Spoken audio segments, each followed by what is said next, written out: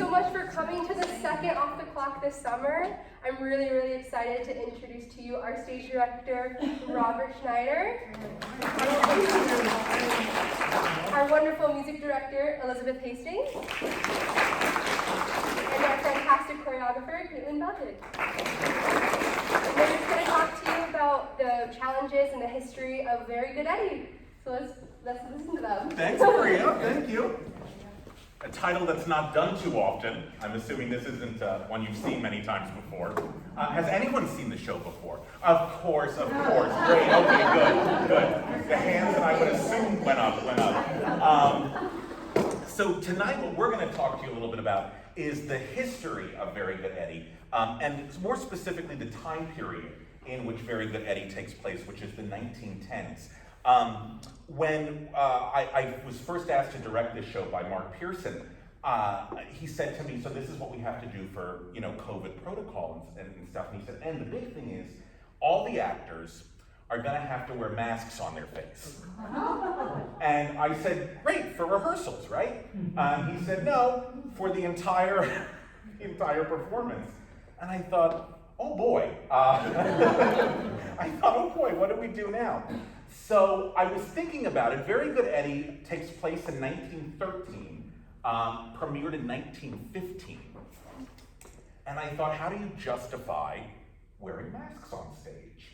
And I realized then a few years later, we went through the first pandemic. And I said to Mark, how would you feel if, when the audience comes in, there's a big sign that says, remember as you're boarding the boat, because the first act takes place on a boat, please remember to wear your masks. Regards, President Woodrow Wilson. And I said, and we say it takes place that way. And then what we can do is we can take the masks, and the masks can be decorated in a way that reflects the characters in the show. So we have a character that is an alumni of Yale University. So we thought that we would put a big Y on his mask, or to give him Yale colors. There's a character you're gonna meet tonight named Madame Atropo, who is very eccentric, and we thought, we'll bead her mask and all that stuff. And so we got very excited by setting the show in 1919. And then Mark said, hey, guess what? And it was the first time I think I was like, yes, I am more than happy to get rid of this idea, because you get to see their beautiful faces and hear their wonderful voices. So our production of Very Good Eddie is set in 1919, because that was the main impetus behind it. But as we started to do our research on the year 1919, it became a really fascinating time because it became a year filled with possibility. The first pandemic was coming to an end. Prohibition was around the corner, so you could still have a beverage and enjoy it. And the 19th Amendment was going to be passed pretty soon, which gave women the right to vote. So we were like, this is a perfect time to set it, because it sort of reflects the optimism of the show. That's all the babbling I'm going to do for now. Unfortunately, you're going to have to hear me later on, and I must apologize. I've not worn this shirt since quarantine, and I am so terrified I'm going to exhale and someone's going to go, So I told the actors on the first day, I said, you have to forgive me, because for 15 months, I've been directing shows on Zoom. And so I said, if I say turn off your screen, that means exit for me. So, and they did that. The two lovely individuals sitting next to me have done so much wonderful research and have done such a great job in bringing this period to life. And I'm so proud of our young actors over there, because considering that they were all born within the past 25 years, one of them said to me, they said, I love old movies. I said, oh, what's an old movie for you? And they said, oh, Titanic. I said, oh boy. But they have done a wonderful job of evoking this period, and it's really because of the two wonderful people standing beside me. The first person that I'm going to turn it over to is our fabulous conductor, Liz Hastings. When I was very lucky to be invited into the CLOC family in 2014 by the fantastic Bea and Ursa, who are with us tonight. And when I called James Mills, who directed Pirates last week, I said, my music director is someone named Liz Hastings. Do you know Liz? And he said, how do you not know Liz? Liz is a legend. And I said, oh, okay. And I can see what James was talking about. Liz holds a record, and I'm going to brag here for a second.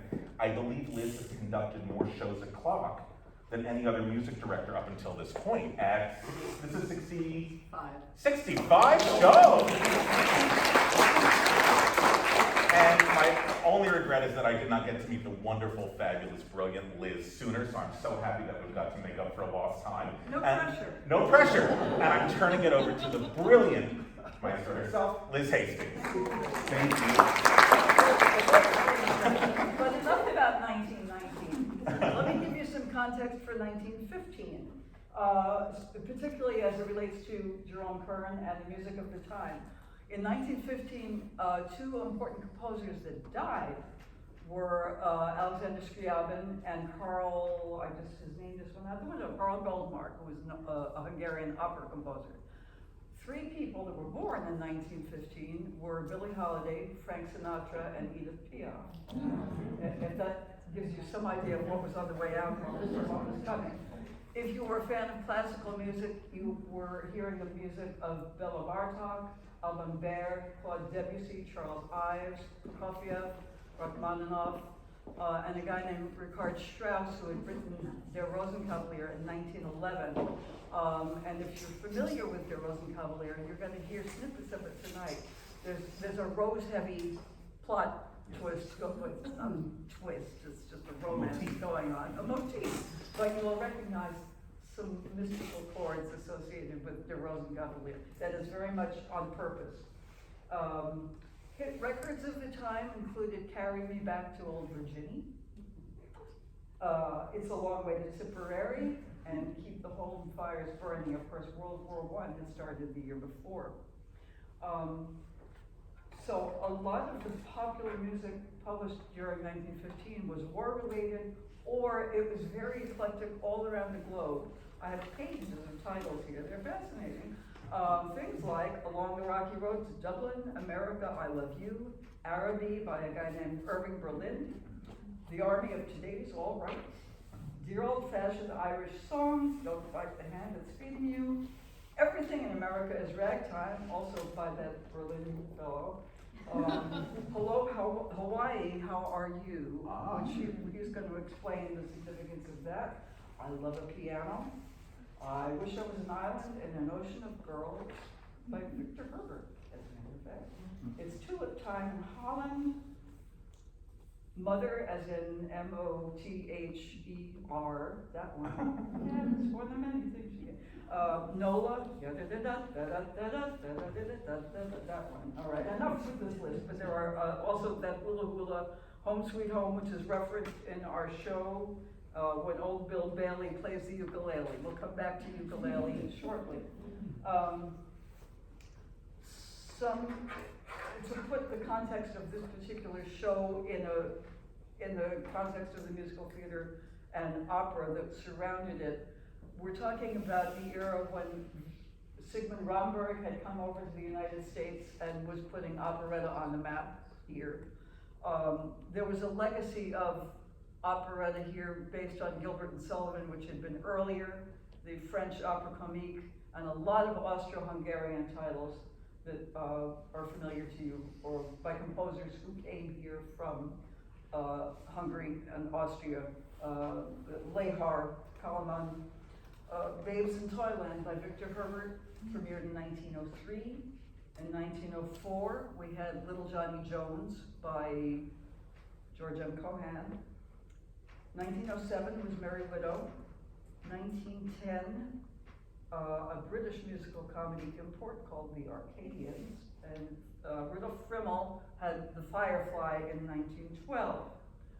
Operetta sort of was doomed by the war in 1914. People moved away from the idea of Ruritania, which, if you've read the novels of Anthony Hope or have seen Prisoner of Zenda, Ruritania was where the king of Zenda, the king of Ruritania was from. It was presumably in Central Europe, and you see a lot of things. You can picture operetta. It always involves a uniform, men in formal dress with sashes, and finely coiffed women from places like Petrovania and what was the other one? Like Mary Widow, Pontevedra. It's a fictitious place. we were going away from that feel and moving, celebrating upcoming American composers like Robert, Irving Berlin, and we were also surrounded by the influence of Florence Ziegfeld, who did reviews, very elaborate reviews. Along comes the Princess Theater, which was a 299-seat theater, not seating many more than our theater holds. And they were looking for something that could compete with the elaborate reviews and the fancy operettas. And they asked Jerome Kern and his co-writer Guy Bolton, who wrote the book, to come up with something different that would compete. So we went away from the fancy Ruritanian plots and European operetta, using American rhythms, a jazz sound, and Kern very much split the difference between, say, Victor Herbert with legit singing and the upcoming musical theater shows of the 20s, which he called for a mix. You'll hear operetta type singing in this show, but you'll also hear a more popular music, roar kind of sound, a different kind of, I'm at a loss for this word, just something less highfalutin, less trained sounding. It's very much American plots, realistic situations, sort of. And kind of acting. It was just more streamlined and user-friendly to an American public and American theater, rather than the European prototype that we've been used to. The Princess shows were unique because of their small size and their coherent plots, as opposed to widows having to get married to get their husband's money, all those crazy plots. The first one was something called Nobody's Home, which you probably never heard of. I didn't. The second show was called, it was an adaptation of a show called Mr. Popple at Vippleton, and Very Good Eddie was the second show. And you said that it had not been that much of a success, and it was not until the third show. The Princess Theater really hit their stride with the third show in their sequence, which I think was called Oh Boy. Oh boy. To sum up, let me just throw out some information. Jerome Kern was born on January 27th, 1885. I'm an Aquarius, if you care. On November 11th, 1945, he wrote more than 700 songs, used in over 100 stage works. Yeah, this is the trivia. We have no door prize to offer for those of you that know these tunes, but we do offer you a performance this evening, for which I hope you already have tickets. Such titles as Feel Free to Sing, They Didn't Believe Me. That's it. And Scene. Look for the Silver Lining. Old Man River. Oh, yeah. Can't Help Loving That Man. Make Believe. You Are Love and Bill. Those are all from Showboat, which is the show of his that's most often revived today. Smoke Gets in Your Eyes. I Won't Dance. I Won't Dance. A Fine Romance. The Way You Look Tonight. All the Things You Are. And The Last Time I Saw Paris.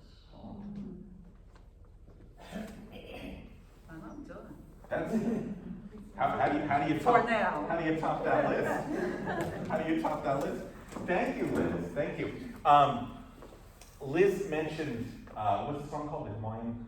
Oh, there Hawaiian were a Goodbye? bunch of them. Okay, so in doing research for Very Good Eddie and looking at the time period, one of the things I discovered that was in the 1910s, there was a Hawaiian craze that was occurring in the United States at the time.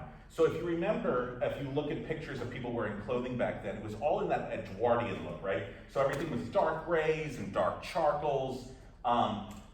And while World War I was going on, a lot of Americans were yearning for something more peaceful, for something more optimistic, for something more colorful. And so Hawaii sort of became, those islands sort of became this idea of Shangri-La for a lot of Americans.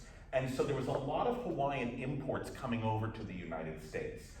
Colors, fabrics, and you're gonna see some of those as the 20s emerged. But the big thing I was fascinated by was the ukulele craze. Yes, there was a ukulele craze. And if you go to Brooklyn, millennials are now having the ukulele craze.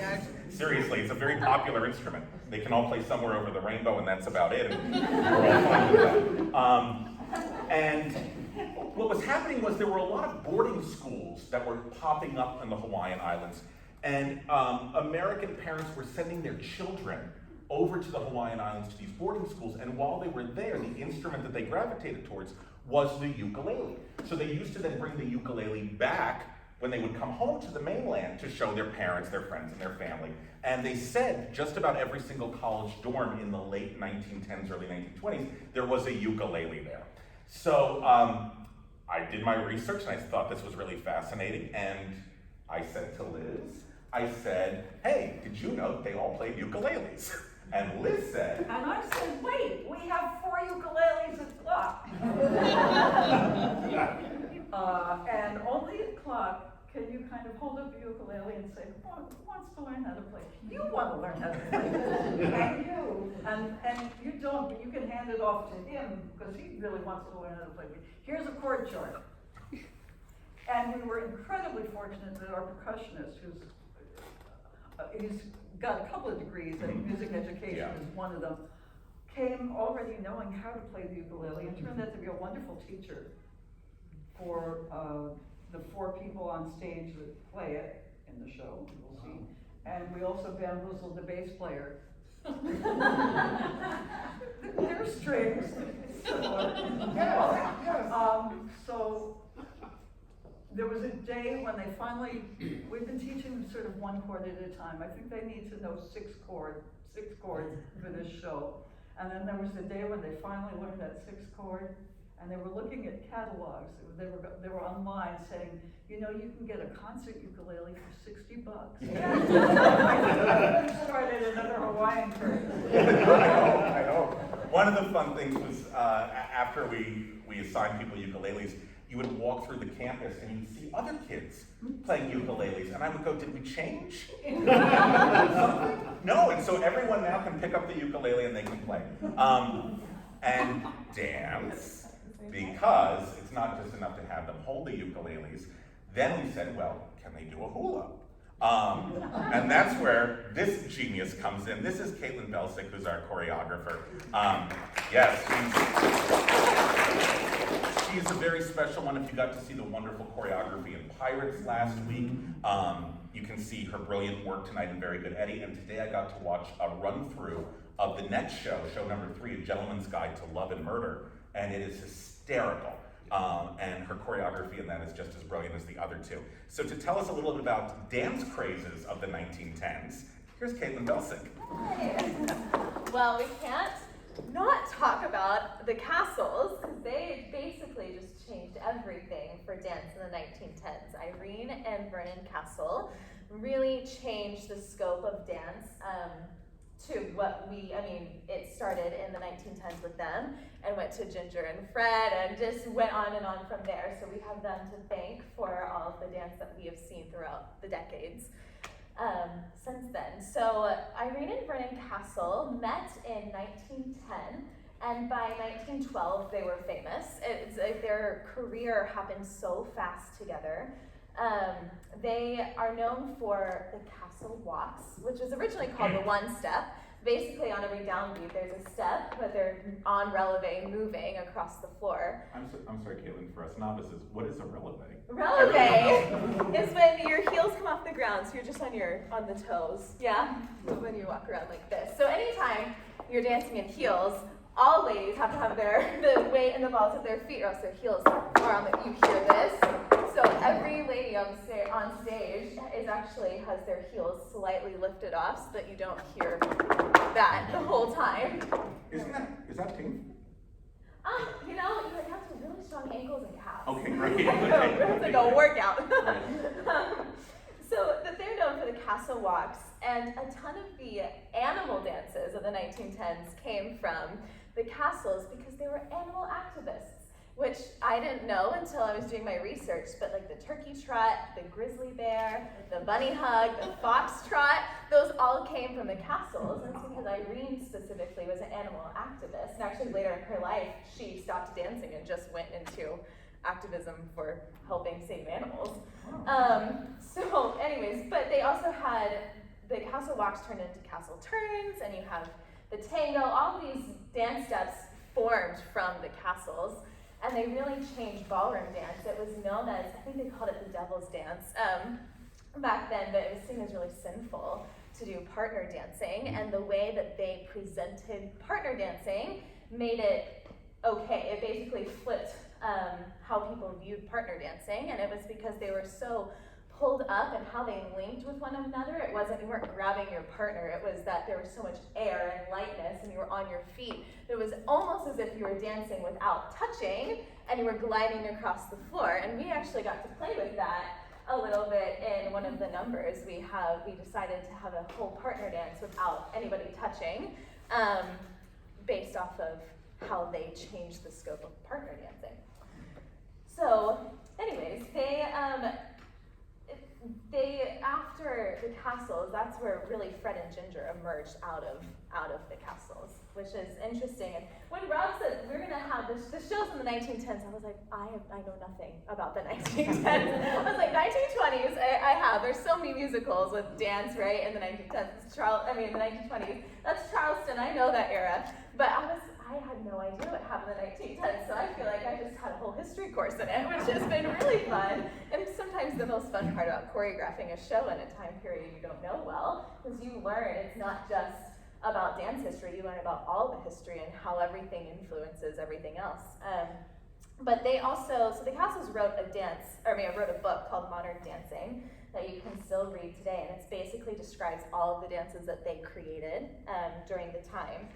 We also, you're going to see other dances of the 1910s that were not created by the castles. So like the Machich was one, hula is another.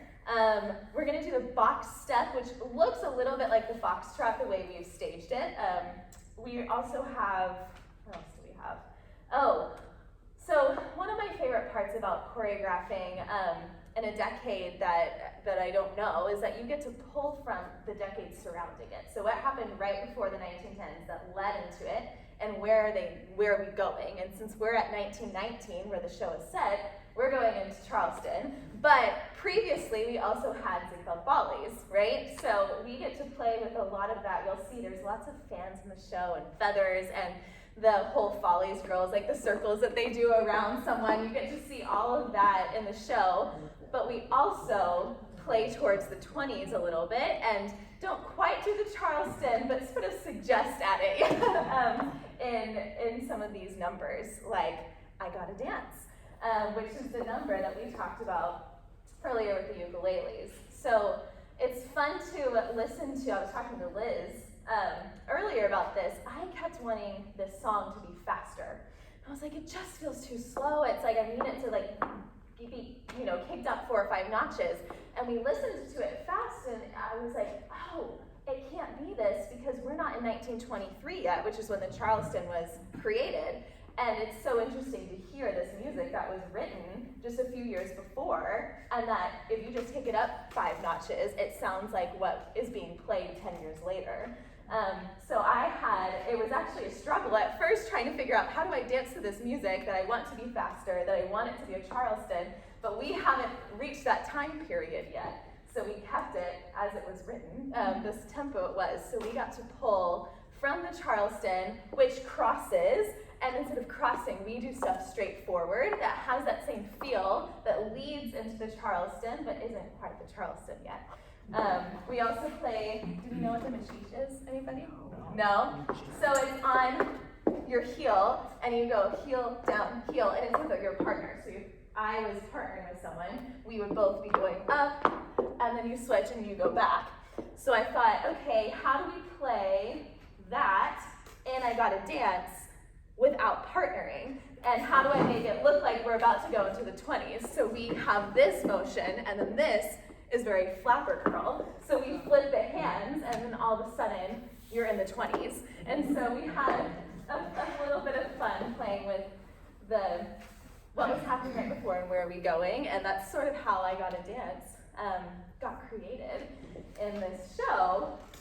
And then, not to give too many spoilers, but then the ukuleles come out, and I got to have a lot of fun learning traditional hula steps and what their names are, how to do them properly. I learned that in hula, your hands are not on your hips here, and they're not fists. You make a fist with the front half of your hands, and then the thumbs link in the back, and it sits on your hips bones, which is much different than any type of dance I've ever done, and that your elbow is always the same foot, same arm as leg, which is opposite of how you walk. So it was interesting learning that and then trying to relay that information to everyone else while they're playing the ukulele. That was a very entertaining rehearsal, I must say. That's the best thing about being the director, which is you go, I have an idea, you do it. Let me know how it goes. Yeah, so do we have enough time to? Yeah, I think so. Do it. Do I have any volunteers to come dance with me? I need two. What are you going to teach them? I'm going to teach them part of the non-touching partner dance. Who wants to get up and do it? It's going to be really fun and it's really simple. I know I have some takers. I will call on people. My anxiety. Anybody? Any takers? Maria, you want to? Okay, we got one. Come We got dance one. with Here's our Maria. Maria. Who wants to dance with the lovely Maria? Who wants to go up? Who wants to go up? Are you due? Yeah. Yes, sir!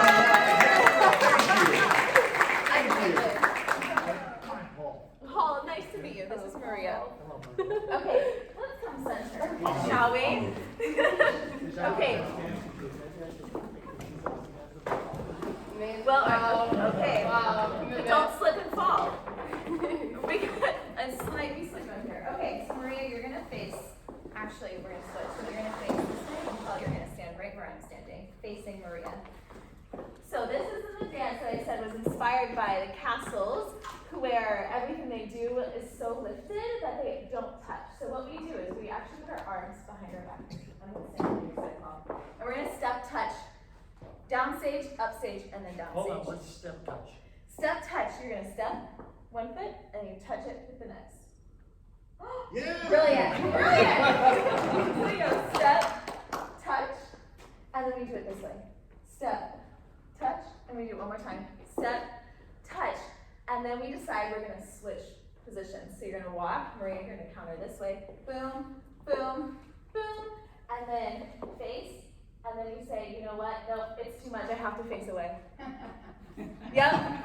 You have an acting beat there. You're doing an acting. Then we do the same thing. Step, touch, step, touch. Now, Paul, you're going to step out and you're going to present your hand. And then Maria, you're going to come over. I'm going to be you now. You're going to come over and you almost take his hand and you say, oh, I can't do it. And then My hand stays your there? hand stays there. You watch her almost touch, and then you're going to turn over this shoulder and face her. Do we want to put it all together? Let's put it all together. Do you want to do it once with them, Caitlin? Yeah. Okay. Ready? Okay, I'm going to count you in. I'll give you 5, 6, 7, 8. Then we'll go. Up 5, 6, 7, 8. You step down and touch. Great. And up and touch and down. Touch. Now we decide to turn and we go. We look at each other and we say, nope, it's too much. I have to turn around. And then we go step, touch, and step. Touch. Now, Paul, present your hand. Maria almost takes it. And then we turn around.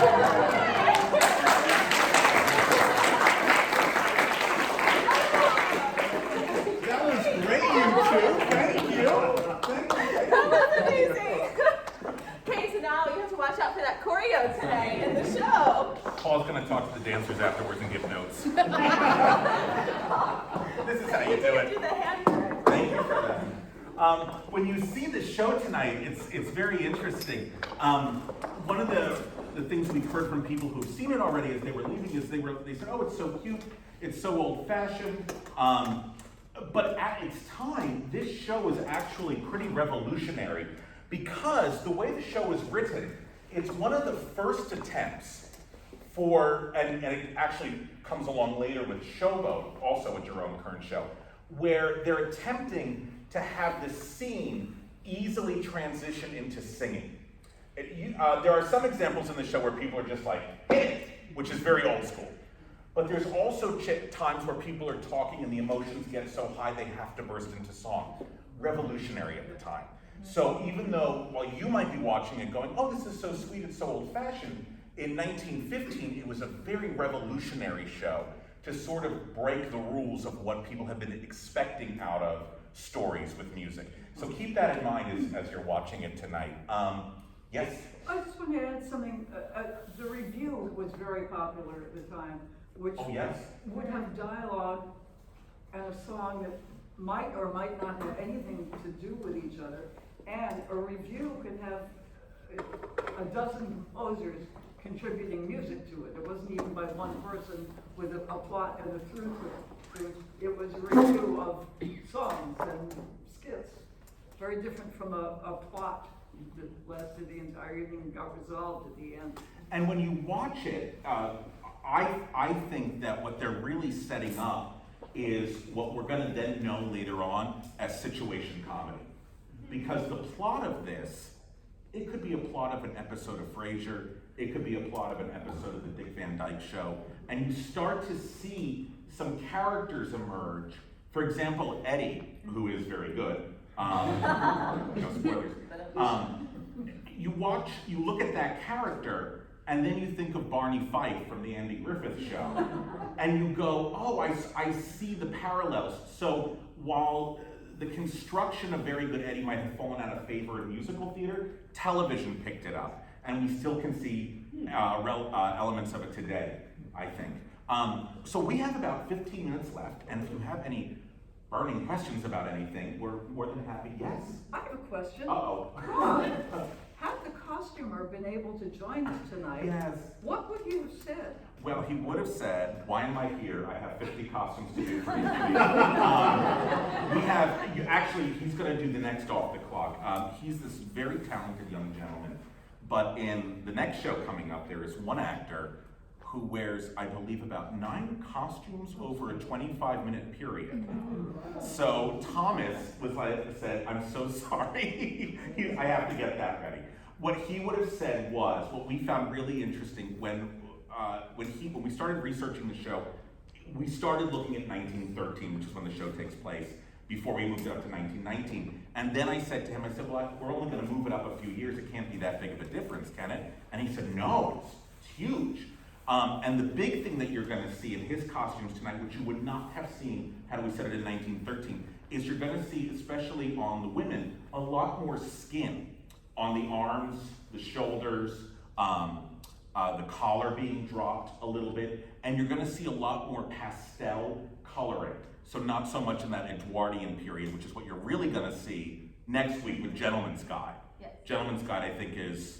Actually, we're kind of happy we've moved the show up a little bit, because otherwise you would have had 2 very similar costume looks for shows 2 and 3. So it gives everyone some more variety on the eye, I think. And if you see him, he's fantastic, and he's got all the hats that you see in the show tonight that the women are wearing were all made specifically for these actors. We have a fabulous person in the costume department named Gabe, and Gabe makes beautiful hats. So any hat you see tonight, know that it was custom made for the artist. And they're very impressive.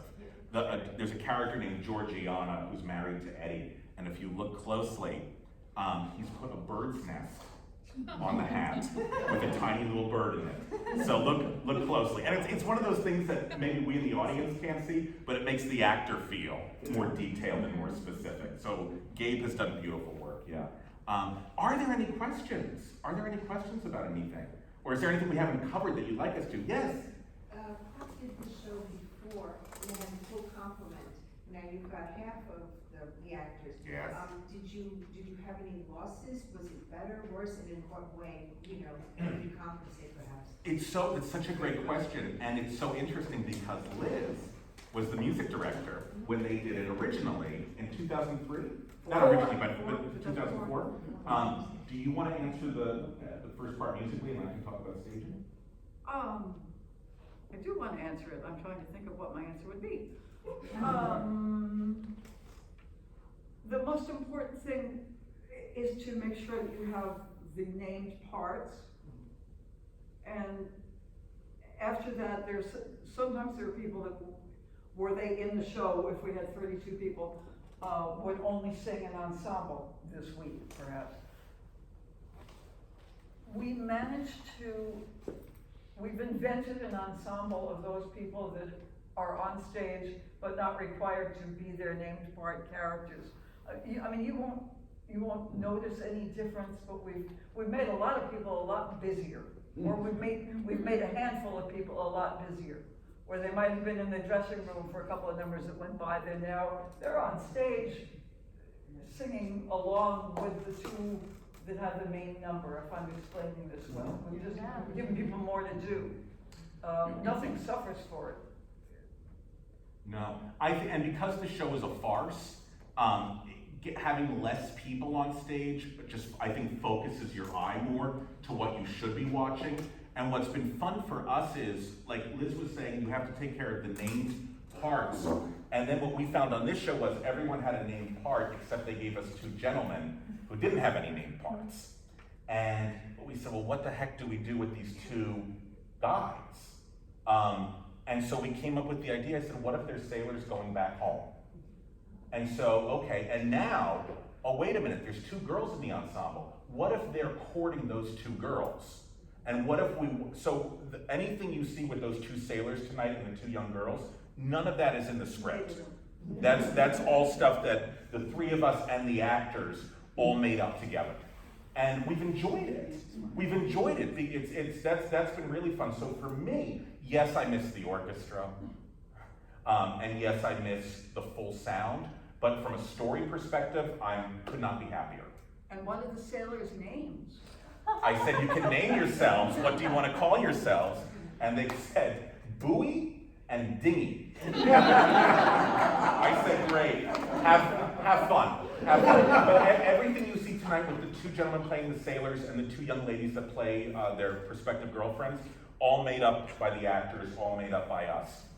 Which you couldn't have done, I don't think, with 32 people. Can I throw in that it was Sure. fascinating?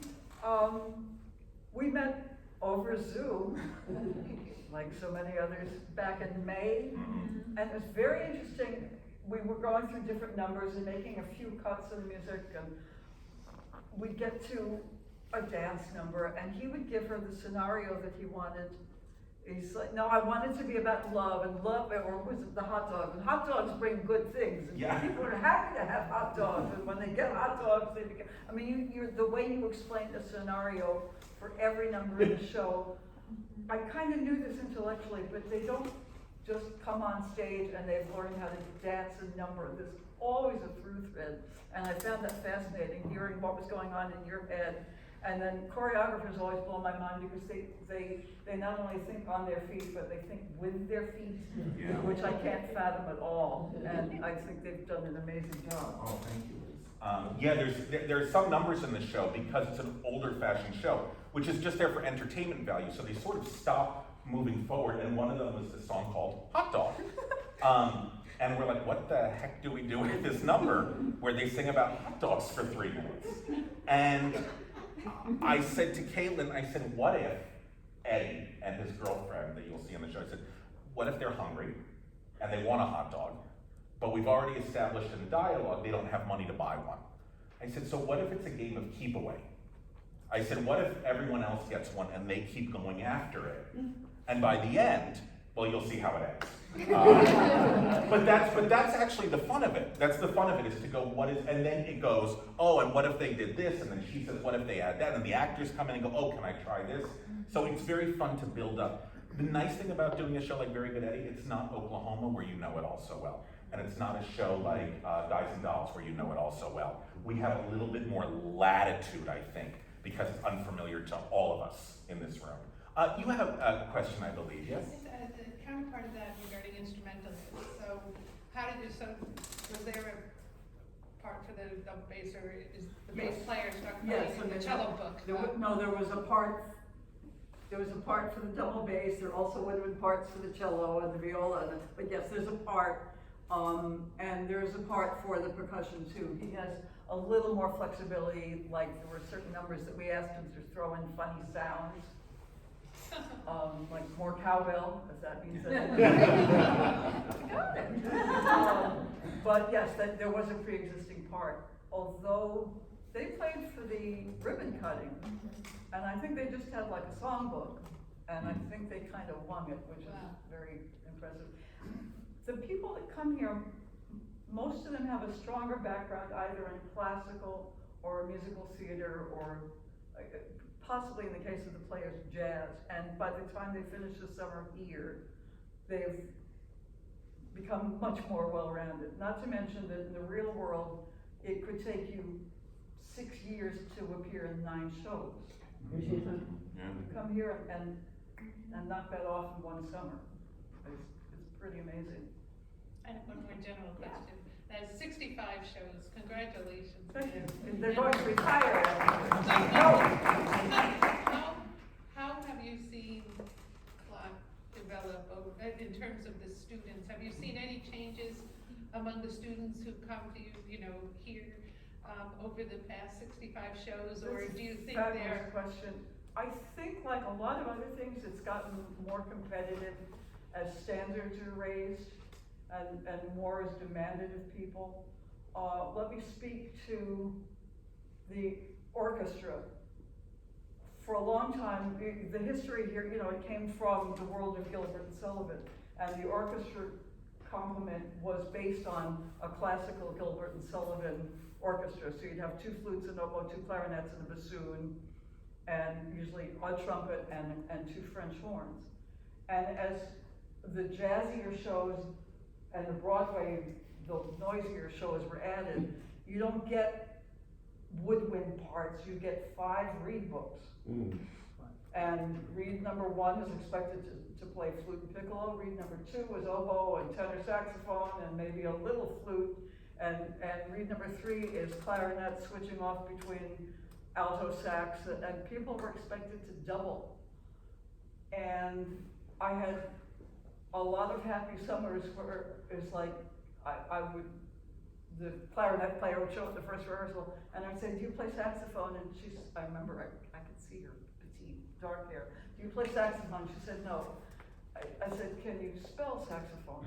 And at the end of the summer, she had learned how to play saxophone and could check that off and was now more of a doubler than she was than when she came. And I think now that's more of a requirement. There's more expected of people to be able to do when they get here. But it's still an incredible training ground for everybody. Did you have a question? Well, I was just wondering, I was away last week, so I missed the first show. How many instruments are there that are used now because of COVID? Not counting the ukulele, Not counting the spade, ukulele. piano, double bass, and percussion. That's it. That's it. One of the comments is that people can hear every word. Yes. Someone Thank you. told me that Actually, came from the matinee and said that, it wasn't overpowering, we could hear what was Yeah, on it's stage. different. It takes a moment of getting used to it. It seems a little reserved when it starts. And then it's like, oh, this is nice. I can hear the So singers. love the orchestra too. Me too. You have a question? Well, this is not a question, it's more of a word of warning. We like a word of warning. There's a ukulele craze in Falmouth too. Really? Oh, yes. But it's not millennials, it's more people who were in college in the 60s. I love this. And this is, the group is called the Shining Sea Strummers. No. Now we find out. And we get together every Tuesday afternoon in an airplane hangar in East Falmouth, and we would be open to people wanting to come and play with us. We can tell our kids? Oh my God. Thank you for letting us know. I'm gonna send the invitation tonight to that. Thank you. We'll get your contact info, the address and stuff afterwards. Okay. Thank you. That's really cool. That's wonderful. Anybody else? Any other questions? All good? Fabulous. Back to you, Maria. Amazing. Thank you all so much. Someone has something else? I'm sorry. I just wanted to know when the concert is on July 4th? I know it's on the lawn, but what time? Yep, so it's at 3 o'clock on the public lawn, the Falmouth Public Library lawn. Come join us for 45-minute concerts of songs throughout the season. Some that you haven't seen yet, some you have seen. And so it's going to be really exciting, and we hope to see you guys there. Thank you so much for joining us. Thank you to Caitlin, Rob, and Liz. I hope you guys enjoy the show and get some concessions. Yeah. Please enjoy, and please feel free to just leave the chairs there. I'll pick it up later. But thank you so much. Welcome back to CLOC Theater.